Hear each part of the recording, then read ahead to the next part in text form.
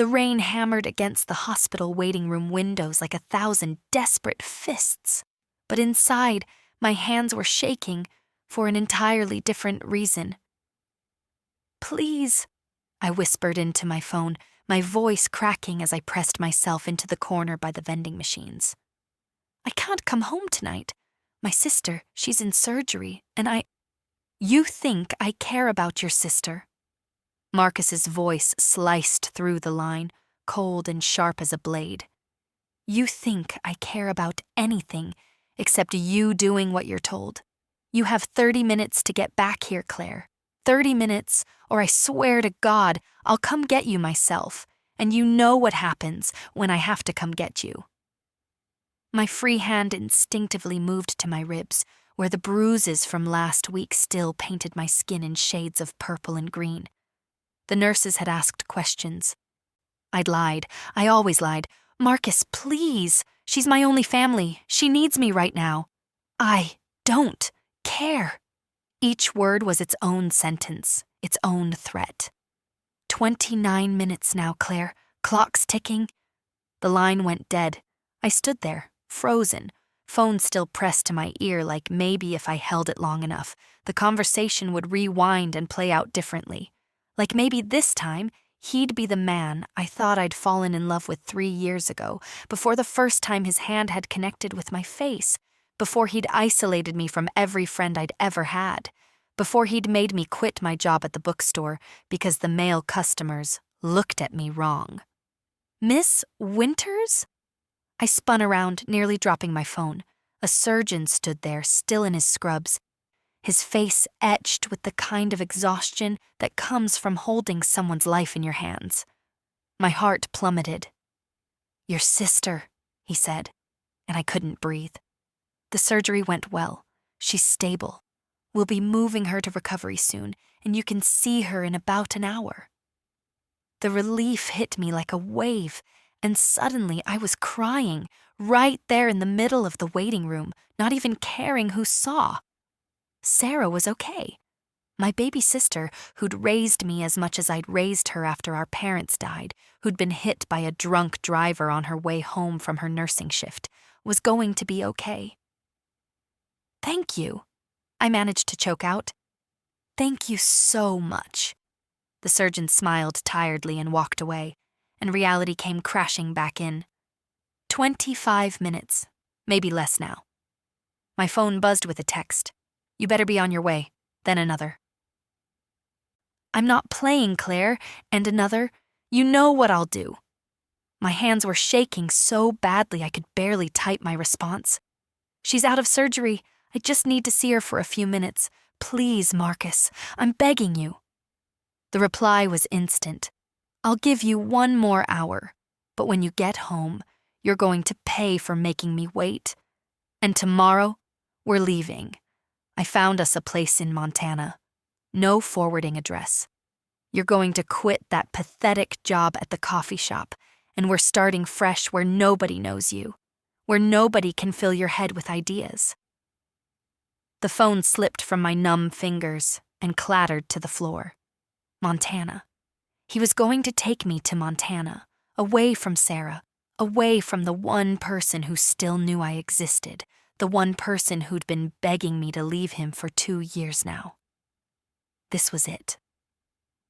This was the moment where I disappeared completely, where Claire Winters ceased to exist and became just another statistic, another woman who vanished into a controlling man's idea of love.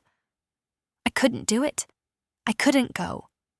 But the alternative was worse, because Marcus had made it very, very clear over the past 6 months, as I'd started pulling away, as I'd started saving tiny amounts of money in a bank account he didn't know about, as I'd started researching shelters and escape plans. "If you ever try to leave me," he'd said, his hand wrapped around my throat just tight enough to make breathing difficult, "I will kill you. Do you understand me? I will kill you, and they'll never find your body, and everyone will just think you ran off. Nobody will look for you, Claire. Nobody cares about you but me." I bent down to retrieve my phone with trembling hands, And that's when I heard a voice behind me that changed everything. "Excuse me, I don't mean to intrude, but are you all right?" I turned, hastily wiping my eyes, ready to lie the way I'd learned to lie so well. But the words died in my throat. The man standing there was tall, probably 6'2", with dark hair that was slightly disheveled, like he'd been running his hands through it, and eyes that were an almost startling shade of blue-gray. He wore an expensive suit that was rumpled from hours of wear, his tie loosened, his sleeves rolled up to his elbows. But it wasn't his appearance that stopped me cold. It was the way he was looking at me, like he actually saw me, like he could see straight through all the lies and defenses I'd built up. "I'm fine," I said automatically, the words bitter ash on my tongue. "Thank you for asking, but you're not fine." His voice was quiet, but firm, not unkind. "I've been sitting over there for the past 4 hours, waiting for news about my mother's surgery, and I've watched you take 3 phone calls that made you look more terrified each time. And then, just now, whatever you read on your phone made you drop it and look like your whole world just ended. It's none of your business." The words came out sharper than I intended, born of 3 years of practice at pushing people away before Marcus could punish me for getting too close to anyone. "You're right, it's not." He didn't move, didn't push. But I spent the first 12 years of my life watching my father terrorize my mother, and I recognize that look. "So I'm going to ask you one more time, and I'm going to hope you'll trust a complete stranger enough to tell the truth. Are you in danger?" The question hung in the air between us, and for a long moment I couldn't speak, couldn't move, couldn't do anything but stare at this man who'd somehow seen through 3 years of carefully constructed lies in less than 5 minutes. "Yes," I finally whispered, and saying it out loud felt like jumping off a cliff with no idea if there was water or rocks waiting below. "Yes, I'm in danger." Something shifted in his expression, a hardening around his eyes that would have frightened me if it wasn't so clearly directed at something else, someone else. "Tell me," he said simply. And maybe it was exhaustion. Maybe it was fear. Maybe it was the fact that my sister had almost died tonight, and I couldn't bear the thought of her waking up to find out I'd vanished to Montana. But I did something I hadn't done in 3 years. I told the truth. The words came tumbling out in a rush, 3 years of fear and pain and isolation spilling across the ugly tile floor of the hospital waiting room. I told him about Marcus, about the escalation, about the threats, about Montana. I told him about the violence that had started with a slap and had progressed to the point where I was genuinely afraid that one day he would make good on his promise to kill me. And through it all, the stranger listened, his expression growing darker with each revelation, a muscle ticking in his jaw like he was physically restraining himself from some violent reaction. When I finally ran out of words, I stood there feeling exposed and raw and stupid for having unloaded on a complete stranger who probably thought I was pathetic for staying so long. "What's your full name?" he asked. "Claire Winters? Why, and him? What's his full name?" "Marcus Webb, but I don't understand why." He pulled out his phone and made a call, turning slightly away from me, but not so far that I couldn't hear every word. "David, it's Adrian. I need you to pull everything on a Marcus Webb. Everything. Criminal history, employment, known associates, where he lives, what he drives, what he had for breakfast this morning. I need it in the next 15 minutes. A pause. "No, David, I don't care if you're at your daughter's recital. This is more important. I need it now." He hung up and turned back to me.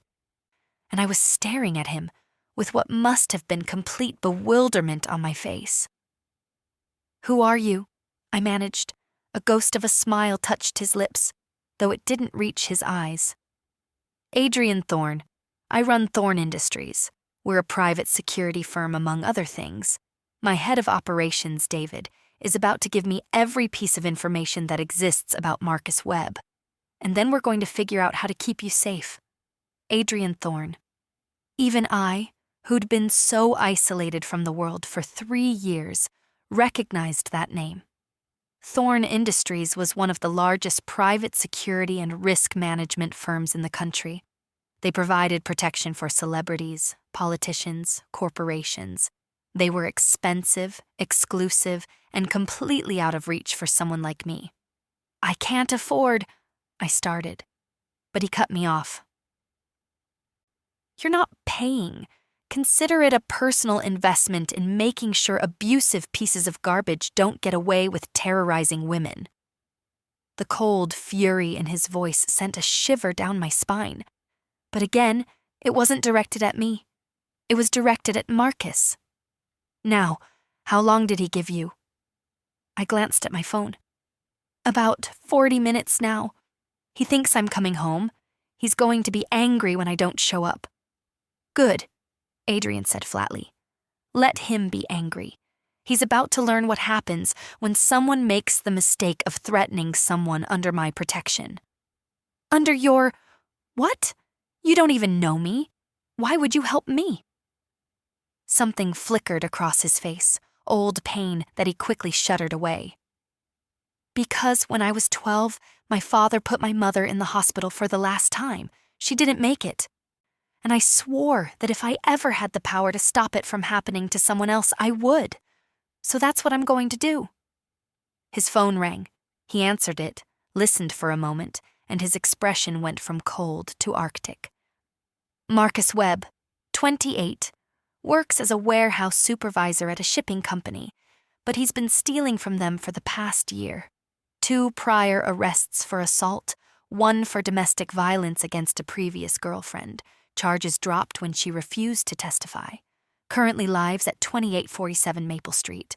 Drives a 2015 gray Dodge Ram, license plate. He paused, his eyes meeting mine. He's also currently on probation for the assault charge, which means he's not supposed to have any contact with anyone in a threatening manner. I felt my knees go weak. He's on probation. He never told you that, did he? Adrian's voice was gentle now, understanding. Men like him thrive on making their victims feel powerless. He wanted you to think he was untouchable, that he could do whatever he wanted with no consequences. He said, if I ever went to the police, he'd kill me before they could do anything. The police, Adrian said quietly, are sometimes limited in what they can do. I am not. Give me permission, Claire, and I will make sure Marcus Webb never comes near you again. I should have been frightened by the dark promise in his voice. I should have questioned what he meant, what he planned to do. But all I felt was a desperate, overwhelming relief that maybe, just maybe, I wasn't alone in this anymore. Okay, I whispered.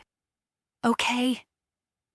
He made another phone call, this one giving rapid instructions to someone named Scott. Within minutes, he explained, there would be a protection detail at the hospital, people watching over both me and Sarah. Another team was being sent to my apartment to collect my belongings, everything I needed, before Marcus could destroy it all in a rage. You're not going back there, Adrian said firmly. Ever. You're going to stay in a secure location until this is resolved. But Sarah, we'll have round-the-clock protection as well. Marcus Webb won't get within 100 feet of either of you. My phone rang. Marcus. I stared at it, paralyzed. Answer it, Adrian said. Put it on speaker. I want to hear exactly what we're dealing with. With shaking hands, I accepted the call and enabled speaker. Where the hell are you? Marcus's voice was already escalating, already furious. You should have been home 10 minutes ago. I'm at the hospital, I said, trying to keep my voice steady. I told you, Sarah needs me. I don't give a damn what Sarah needs. You think your sister is more important than me? You think you can just ignore what I tell you to do? Marcus, please. You know what, Claire? Fine. Stay at the hospital. I'll come there. And when I find you, you're going to regret making me chase you down. You're going to regret embarrassing me like this. And then we're leaving for Montana tonight, not tomorrow. I'm done playing games with you. Adrian's hand came down on the edge of the nearby chair, his knuckles white. But when he spoke to me, his voice was calm. Tell him you'll meet him in the parking lot in 20 minutes. Tell him you're sorry. I looked at him like he was insane. But something in his eyes made me trust him. I'll meet you in the parking lot, I repeated hollowly. North entrance, 20 minutes. I'm sorry, Marcus. I'm so sorry. You will be, Marcus snarled and hung up. I stared at Adrian. What are we doing? We're giving him exactly what he wants, Adrian said, that cold fury back in his voice. He wants a confrontation. He's going to get one, just not with you. 20 minutes later, I was standing in a security office on the 3rd floor of the hospital, watching a bank of monitors that showed the north parking lot entrance. Adrian stood beside me, along with 3 of his security personnel and a police officer that Adrian had somehow gotten to the hospital in the span of 15 minutes. You really didn't have to involve the police, I said nervously. I don't want to press charges. I just want him to leave me alone. The police aren't here for charges, Adrian said.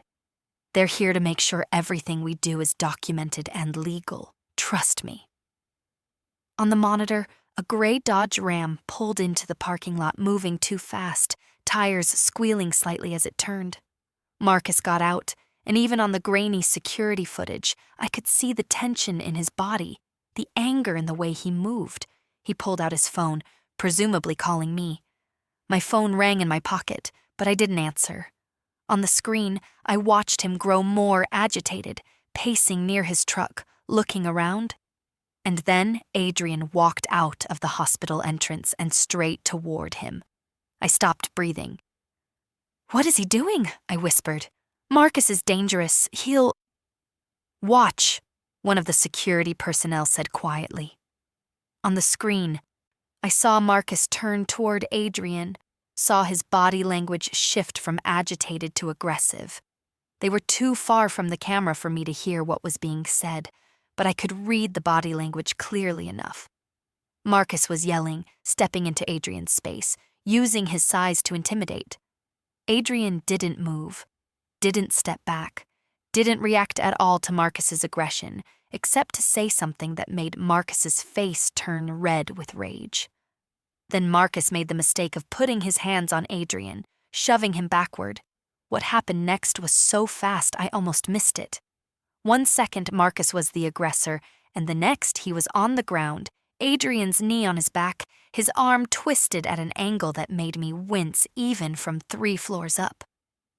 2 police officers materialized from where they'd been waiting nearby, and within seconds, Marcus was in handcuffs, being hauled to his feet and pressed against his truck. I couldn't stop staring at the screen. It was over, just like that. 3 years of terror ended in less than 60 seconds in a hospital parking lot. He assaulted someone in front of witnesses in a public place while on probation, the police officer in the room with me explained. That's a violation of his probation terms and a new assault charge. He'll be arrested and held pending a bail hearing, and given his history in the probation violation, I'd be surprised if he gets bail at all. But when he gets out, I started. If he gets out, Adrian said, walking into the security office, his suit somehow still immaculate despite having just taken down a man in a parking lot. He'll have violated a restraining order that I'm going to help you file tomorrow, and if he's stupid enough to violate that restraining order, I have 50 employees who would be happy to explain to him why that's a bad idea. I stared at him. This man, this complete stranger, had just upended his entire evening to help me, had used his resources and his influence and his own body to put himself between me and danger. Why? The word came out barely louder than a breath. Why would you do all this for someone you don't even know? Adrian looked at me for a long moment, and something in his expression made my heart stutter. Because the moment you said you were in danger, you stopped being a stranger. You became someone who needed help, and I have the means to provide it. That's all the reason I need. But there was something else in his eyes, something that suggested maybe that wasn't the whole truth. Something that suggested maybe he'd seen something in me in that waiting room that had made this personal in a way that went beyond childhood trauma and a desire to help. "Thank you," I said, and the words felt desperately inadequate. "I don't know how to thank you enough. I'll pay you back somehow. I'll have dinner with me." The words hung in the air between us, and I blinked, certain I'd misheard. "What?" "Have dinner with me," Adrian repeated, and now there was the ghost of a smile on his face. "When this is all settled, when you've had time to process and heal and feel safe again, have dinner with me." "That's not. You don't have to. I mean, you don't want to." I was stammering, my brain unable to process this turn of events. "I do want to," he said simply. "I saw you in that waiting room, crying over your sister, terrified but still fighting, still brave enough to tell a stranger the truth when it could save your life. I saw you, Claire, the real you, under all the fear. And I'd very much like to have dinner with the woman who survived 3 years of hell and came out the other side still capable of caring more about her sister than herself." I felt tears pricking at my eyes again, but for an entirely different reason this time. "I'm a mess. I'm broken. I have so much baggage." "Everyone has baggage," Adrian interrupted gently. "And you're not broken. You're bent, maybe, bruised, but not broken. Broken things don't fight back. Broken things don't save themselves." He paused. "You saved yourself tonight, Claire. I just provided the logistics." "Miss Winters?" A nurse appeared in the doorway. "Your sister is awake and asking for you." I wiped my eyes and nodded, then looked back at Adrian. He was watching me with an expression I couldn't quite read, something warm and interested and patient all at once. "Go," he said softly. "Be with your sister. I'll take care of everything else. One of my people will be stationed outside her room, and I'll have someone drive you to the hotel where we've arranged a room for you. You're safe now, both of you." I wanted to say something profound, something that would adequately express the magnitude of what he'd done for me, but all that came out was, "Okay, thank you, and yes. Yes? Yes to dinner, when I'm ready, when this is all settled. Yes." The smile that lit up his face was like the sun coming out from behind clouds, transforming his entire demeanor from intimidating to breathtaking. "I'll hold you to that," he said. Sarah was pale against the hospital sheets, hooked up to monitors and IVs, but her eyes were clear and bright when I walked into her room. "Claire," she said, her voice hoarse. "I'm okay, really. The doctor said I was lucky. But what about you? Are you okay? You've been crying." I sat down in the chair beside her bed and took her hand carefully, mindful of the IV. "I'm more than okay," I said, and realized I was telling the truth. "Sarah, I have so much to tell you. I left Marcus. Actually, I did more than leave him. He's in jail, and I'm safe, and we're both going to be safe, and—" "You left him?" Sarah's eyes filled with tears. "Oh God, Claire. Finally. I've been so worried. I've been so scared for you. But how? What happened?" So I told her. I told her everything, about the phone calls and the threats and the stranger named Adrian Thorne who had walked into my life at exactly the right moment and changed everything. By the time I finished, Sarah was crying openly. but she was also smiling. "I want to meet him," she said.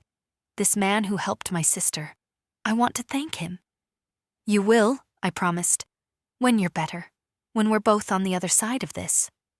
"He asked you to dinner?" Sarah's smile turned sly despite her exhaustion. "Claire, he sounds perfect. He's a stranger who decided to help me. That's all." "That's not all, and you know it. The way you described him looking at you, that's not just a man being helpful. That's a man who's interested." I thought about Adrian's eyes, about the way he'd seen through my defenses, about the promise in his voice when he'd said he'd keep me safe. "Maybe," I admitted, "but I'm not ready for that. I'm not ready for anything except figuring out how to be myself again." "Fair enough," Sarah said, squeezing my hand. "But when you are ready, I think you should give him a chance. He sounds like the kind of man who fights for what he cares about. And Claire, I think he cares about you." 3 months later, I stood in front of the mirror in my new apartment, a small but bright one-bedroom that I'd rented with the money from my new job as assistant manager at a bookstore, and tried to calm my nerves. Adrian had been true to his word. He'd helped me file the restraining order. He'd sent security to watch over both me and Sarah during her recovery. He'd even helped me get the job at the bookstore, knowing the owner through some business connection. But he'd also given me space. He'd called a few times to check in, always respectful, always brief, never pushing. He'd sent flowers when Sarah was released from the hospital, and a fruit basket when I got the new job. Small gestures that said, "I'm thinking of you," without demanding anything in return. And now, finally, I was ready for that dinner. I'd chosen a simple blue dress that brought out my eyes, had spent probably too long on my hair and makeup, and had changed outfits 3 times before settling on this one. I felt like a teenager getting ready for her first date, nervous and excited and terrified all at once.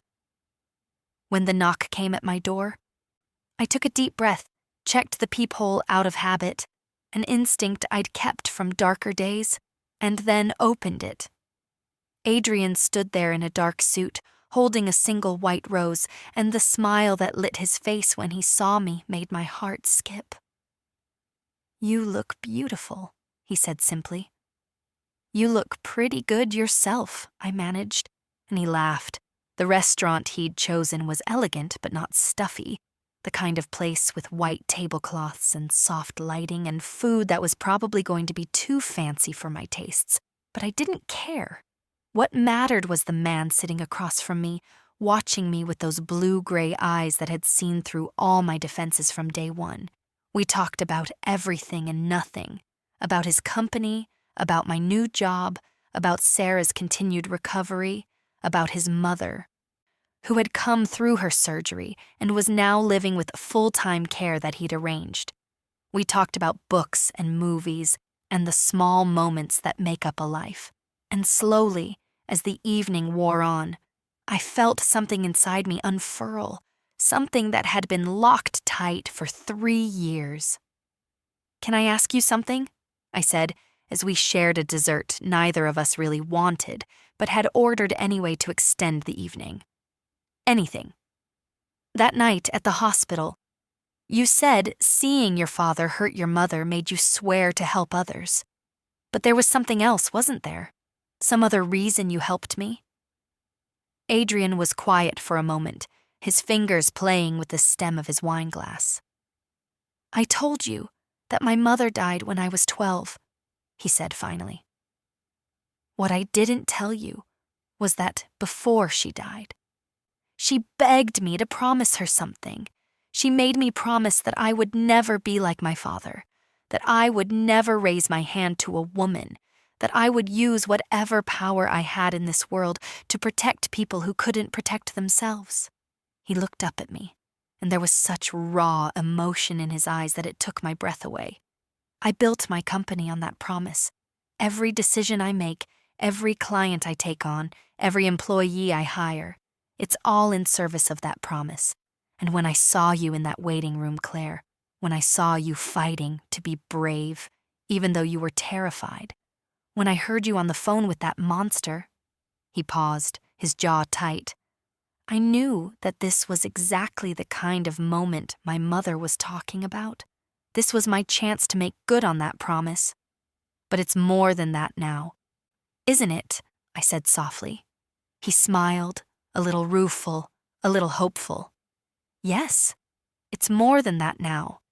Because somewhere between watching you fight for your sister and watching you rebuild your life and watching you be so incredibly strong, I started falling for you. And I know it's too soon, and I know you need time, and I'll wait as long as it takes. But I wanted you to know that this," he gestured between us, "this isn't charity or obligation or guilt over my past.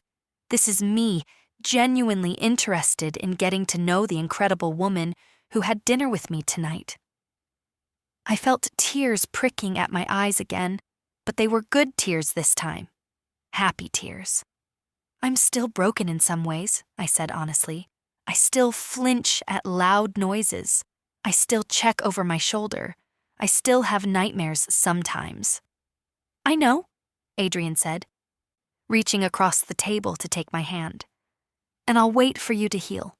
I'll be here while you put yourself back together. And Claire, you're going to find that you're stronger than you ever thought possible."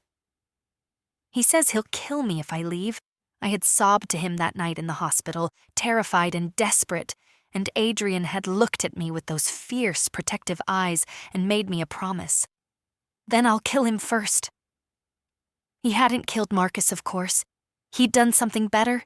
He'd removed his power, stripped away his control, and shown me that I was stronger than the fear that had held me captive for 3 years.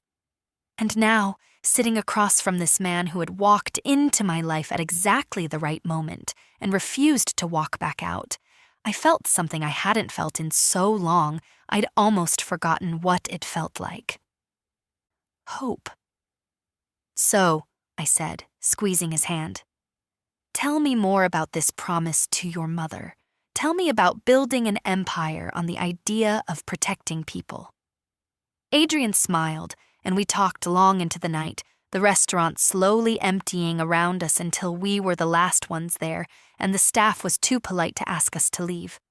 When he finally walked me to my door, he stopped and turned to me, his hand coming up to gently cup my cheek. "Can I kiss you?" he asked softly. My heart was racing, but it wasn't from fear. It was from anticipation, from desire, from the realization that I was ready for this, ready to be touched by someone who cared about me, ready to be held by someone who would never hurt me. "Yes," I whispered. The kiss was gentle, tender, everything that the past 3 years hadn't been. His hand stayed on my cheek, his thumb brushing softly against my skin, his lips warm and careful against mine. There was passion there, but it was leashed, controlled, waiting for me to set the pace.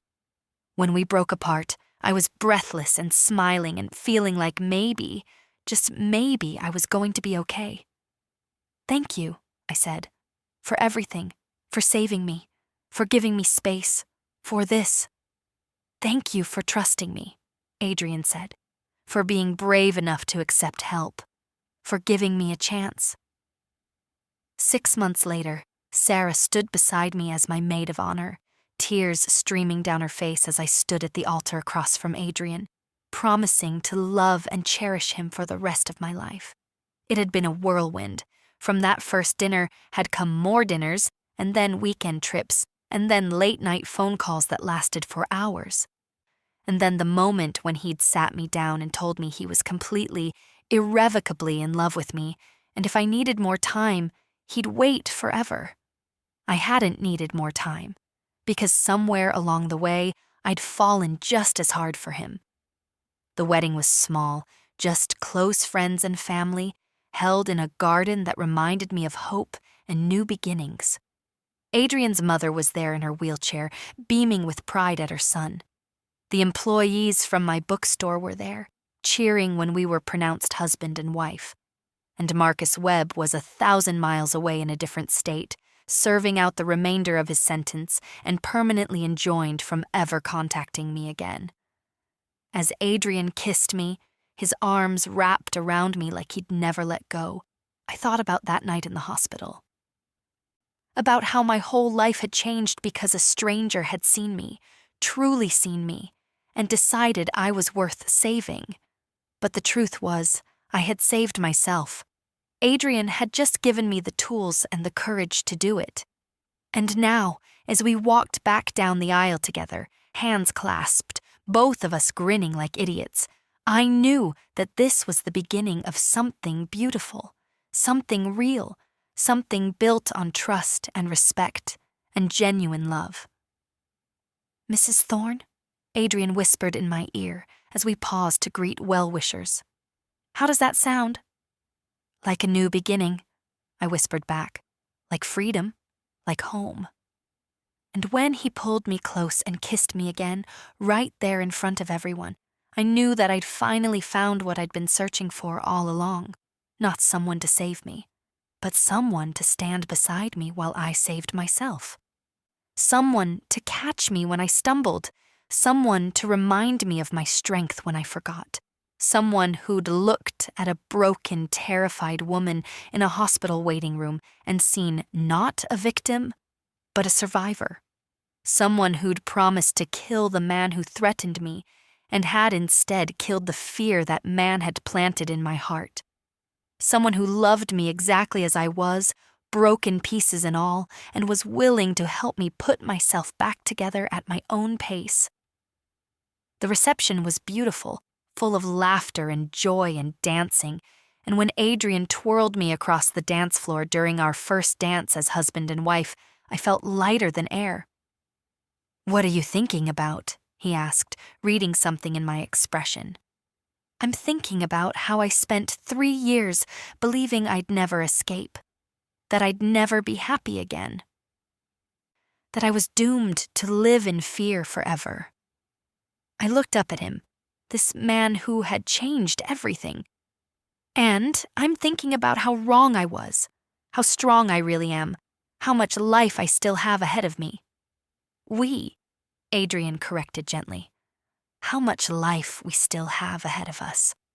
And as we spun across the dance floor, surrounded by people who loved us, I knew he was right. This wasn't the end of my story.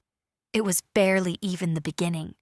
It was the moment where the survivor became the hero of her own life, where the frightened woman became the strong one, where the victim became the victor.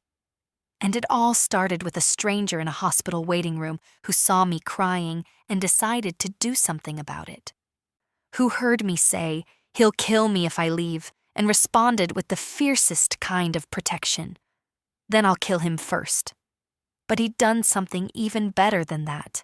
He'd shown me how to kill the fear myself, how to reclaim my power, how to step into my strength.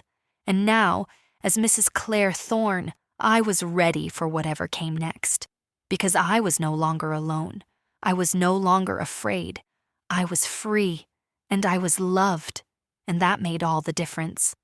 If you enjoyed the story, make sure to subscribe so you never miss the next chapter.